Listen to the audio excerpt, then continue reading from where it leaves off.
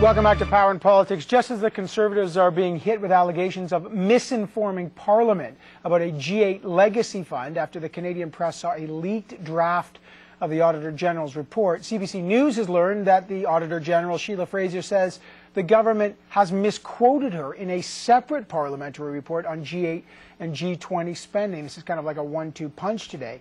Did the Conservatives try to misrepresent the Auditor General? How does this tie into what happened today in the leaked Auditor General's report? Greg Weston has the exclusive details on this, and he joins me now. Greg, first of all, tell us what you found. We just had Stockwell Day, still the president of the Treasury Board, not running, but still the president, unreservedly apologizing for this, but admitting that absolutely the Auditor General was misquoted. Let's fill in what happened here. Okay, what happened was we had two things going. We had the Auditor General conducting an audit into all this summit spending. Then, separate from that, we had a parliamentary committee also looking into it. On the day that the government fell, all the reports from that committee were tabled in the House, and one of them, which in the flurry of the day got missed, was from the Conservatives. And in it, they say, you know, we heard from all of these witnesses over the last several months, and they thought we did a splendid job and controlled costs. And they quote the Auditor General as saying that... here's the quote. It says, we found that the processes and controls that were around that were very good, and that the monies were spent as they were intended to be spent. They used this in the report to show that the Auditor General essentially backs up their spending controls on the G8. What's the problem there? Well, the big problem here is that you don't get any more credibility from anybody than you get than the Auditor General saying it was great. And in fact, had she said that, it would have been big news.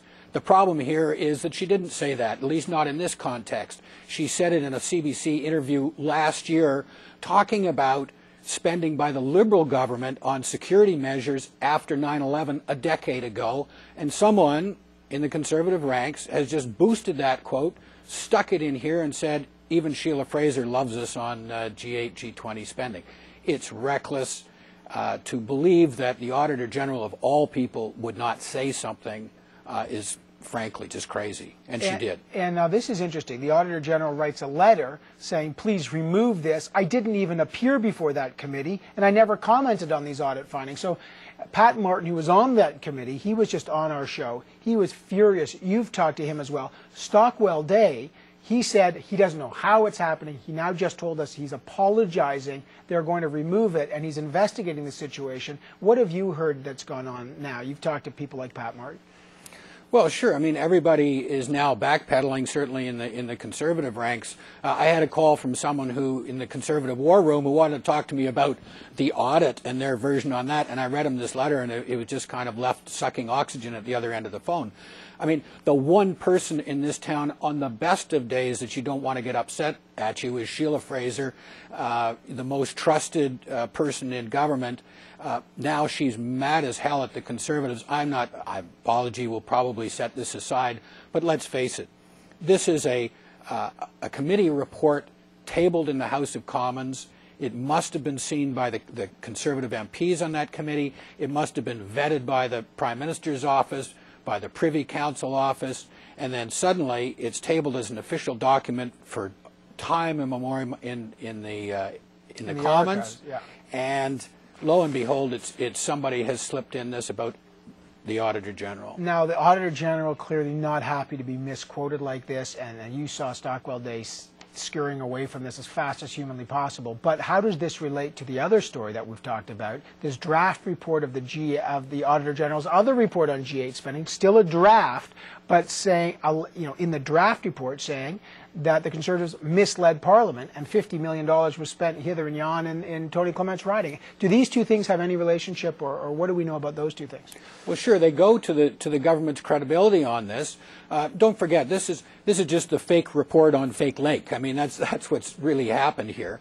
At the time that the summits were going on, there was a lot of reporting that time on how much money was being spent, and you had some pictures earlier on of that gazebo, which is 50, 60 kilometers away from where any of the leaders would have seen it. It's in the middle of nowhere. So, a lot of pork was being spread around Tony Clement's riding, $50 million worth of it. We reported on that time.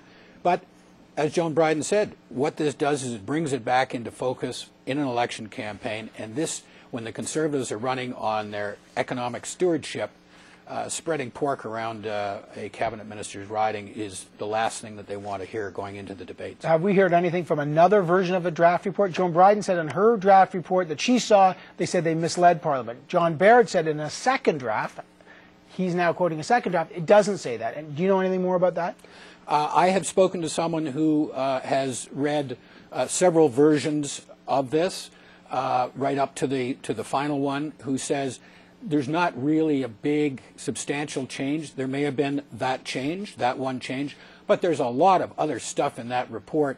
We don't have to find the Conservatives in contempt again to discard that report. There's a lot of damning information in that report, which I can assure you will become the material of opposition attack ads. I just want to, before we go, Greg, that's interesting. So you've spoken to another source saying that, who's read the source and maybe the final, saying that even though that misled Parliament phrase might not be there, there's still, it's a damning report for the Conservatives still. You're hearing from a source. Oh yeah, it's a brutal. If it were released right now, the Conservatives would have been careful what they wish for. But and they're demanding that it's being released. Yeah, and I think the chances of that happening, there's no mechanism of it.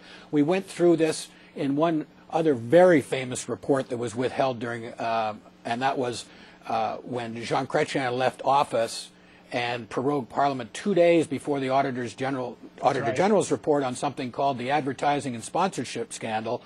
That was held well into Paul Martin's reign, and there was no way to get that released during that period of time. And then that did blow up later. Very interesting developments today. The CBC's Greg Weston breaking yet another related story on this document. Greg, thanks for that.